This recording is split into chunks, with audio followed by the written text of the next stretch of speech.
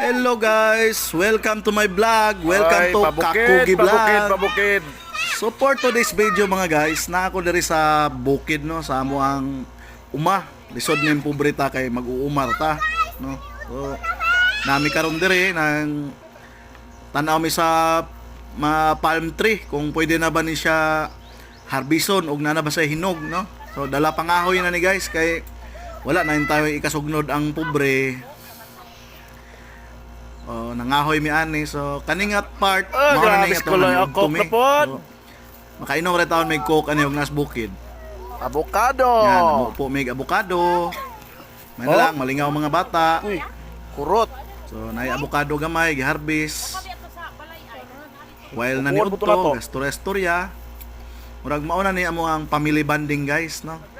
So kaning panahon kompleto mi ani.